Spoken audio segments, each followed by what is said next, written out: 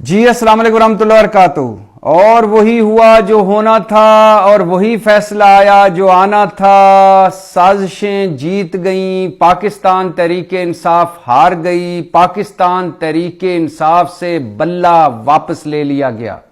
Supreme court ने पाकिस्तान तहरीके इंसाफ से बल्ला वापस ले लिया। सुप्रीम कोर्ट के 3 रुकनी बेंच जिसकी सरबराही चीफ जस्टिस फाइज ईसा काजी कर रहे थे, मुतफिका फैसला दिया। इलेक्शन कमीशन की अपील मंजूर।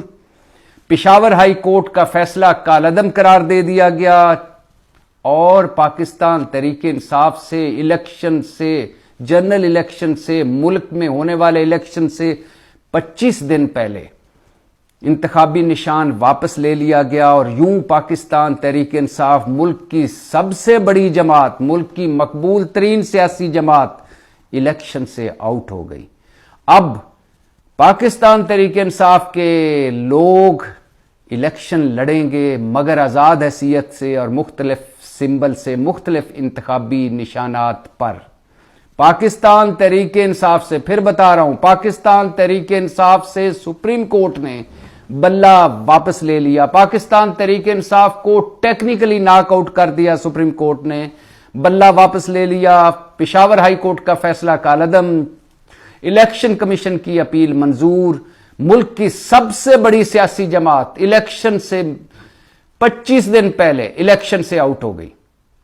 कहां से शुरू करूं, कहां खत्म करूं? पहला इलेक्शन, इलेक्शन कमीशन का कहना कि इलेक्शन कालअदम है, ठीक नहीं हुए। 70 दिन फैसले पर बैठकर, 70 दिन फैसला महफूज रखकर फैसला सुनाना कि तहरीके इंसाफ तुम्हारे इलेक्शन ठीक नहीं हुए। दूसरे इलेक्शन तहरीके इंसाफ करने दोबारा इलेक्शन करवाए। इलेक्शन कमीशन ने दोबारा कहा कि इलेक्शन ठीक नहीं हुए। और फिर 45 सवालों पर सवालनामा थमा दिया। और उन सवालों के जब जवाब दिए तो फिर कहा कि हम मुतमिन नहीं हुए और इलेक्शन कालअदम, बल्ला वापस। फिर पेशावर हाई कोर्ट ने रिलीफ दिया तो election commission Peshawar high court पहुंचा।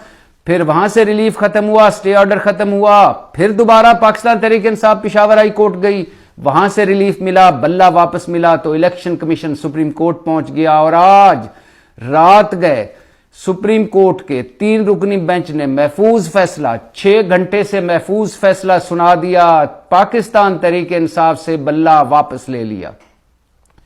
बात आगे बढ़ाने से यह बताता चलूं कि बल्ला वापस लेने का क्या क्या नुकसान हुआ पाकिस्तान तहरीके इंसाफ को। नंबर 1, पाकिस्तान तहरीके इंसाफ बल्ले के इंतखाबी निशान के अलावा इलेक्शन लड़ेगी।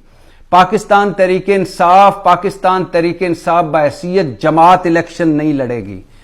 पाकिस्तान तहरीके इंसाफ के हर बंदे को नया नया सिंबल, अलग-अलग सिंबल, इंतखाबी सिंबल दिया जाएगा जिसे ढूंढकर वोटरों को मोहर लगानी पड़ेगी।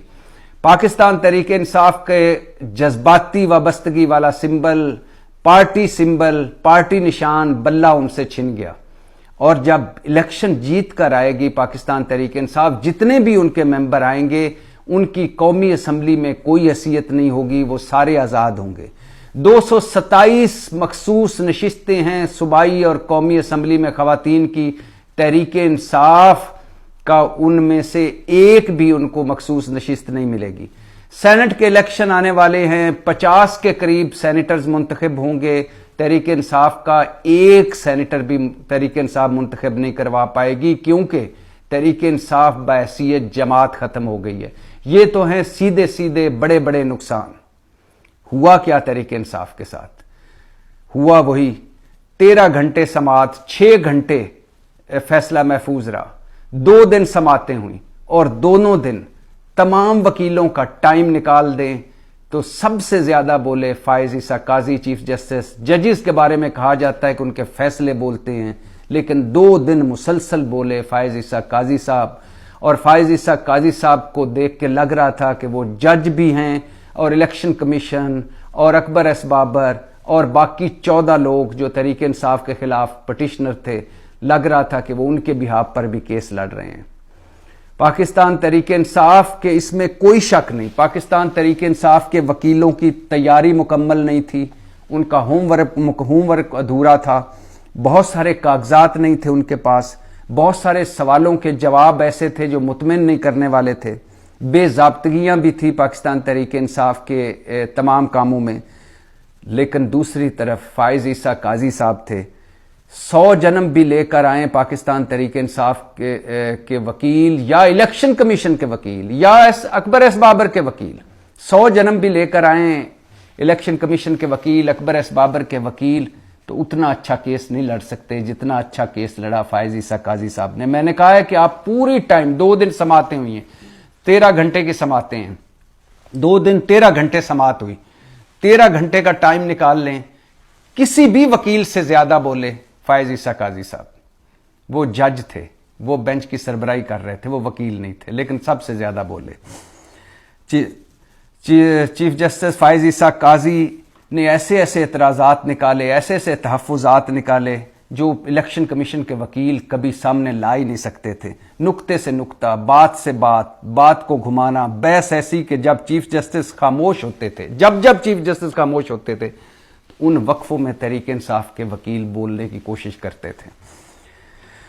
جو حالات پی ٹی آئی کے آپ ان 2 دنوں کی سماعت سنیں تو جب بھی پاکستان تحریک انصاف کے وکیل اپنے موجودہ حالات جو ان پہ مشکل ترین حالات آئے ہوئے ہیں ان کی جب بات کرتے تو وہ بات شروع ہی کرتے تھے تو چیف جسٹس صاحب فرماتے کہ ایسی باتیں نہ کریں، سیاسی باتیں نہ کریں، یا گھما کر لے جاتے وہاں کہ مسلم لیگ نون کے ساتھ بھی تو ایسا ہوا ہے، اگر تمہارے ساتھ ہو رہا ہے تو کیا ہوا.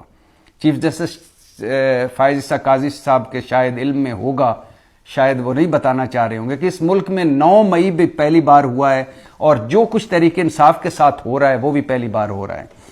امتیازی سلوک کی بات کی، جب بھی تحریک انصاف کے وکلا نے فائز عیسیٰ قاضی صاحب اس کو گھما کر لے جاتے تھے مسلم لیگ نون پر کہ ان کے ساتھ بھی تو امتیازی سلوک ہوا. تانے بھی دیتے رہے کہ آپ کے اصول کیسے ہیں، علی ظفر کو کہتے رہے جب آپ اقتدار میں تھے تو دوسری جماعتوں کے حوالے سے اصول کیسے تھے، جب اب آپ کھڑے ہوئے ہیں تو اب آپ کے اصول کیسے ہیں. تانے دیتے رہے.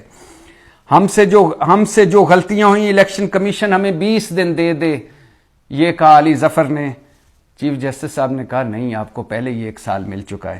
اکبر ایس بابر نہیں رہے رکن، ہمارے پاس اس کا لیٹر ہے، کاغذ کے ٹکڑوں سے کچھ نہیں ہوتا چیف جسٹس صاحب، اور لیٹر کبھی کہتے تھے لیٹر دکھا دیں، کبھی کہتے تھے کاغذ کے ٹکڑوں سے کچھ نہیں ہوتا، اور پھر کاغذ پہ کاغذ مانگتے رہے، پیسوں کی رسیدیں مانگتے رہے.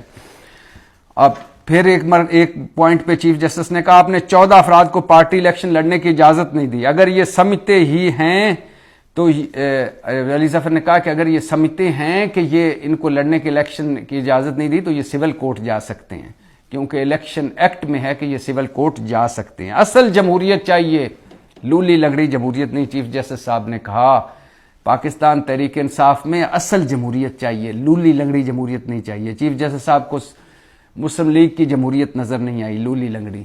پیپلز پارٹی کی لولی لنگڑی جمہوریت نظر نہیں آئی. مولانا صاحب کی جماعت کی لولی لنگڑی جمہوریت نظر نہیں آئی. پاکستان میں جو لولی لنگڑی جمہوریت ہے وہ نظر نہیں آئی. وہ صرف تحریک انصاف کی لولی لنگڑی جمہوریت پر نظر رکھ کے بیٹھے تھے کہ تندرست جمہوریت دو. بہت بار کہا علی ظفر صاحب نے کہ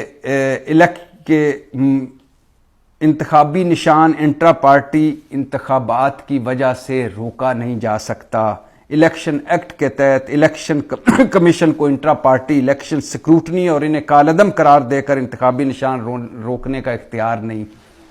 کہ الیکشن کمیشن کسی بھی بہانے سے پارٹی الیکشن کالعدم قرار نہیں دے سکتا اور نہ ہی انتخابی نشان روک سکتا ہے. لیکن نئی بات مانی گئی. کورٹ روم میں کورٹ روم ہوتا ہے ججز کے بولنے کا نہیں ہوتا، ججز کے فیصلے بولتے ہیں، لیکن ججز چیف فائز قاضی صاحب بولتے رہے. اور پھر انتخابی نشان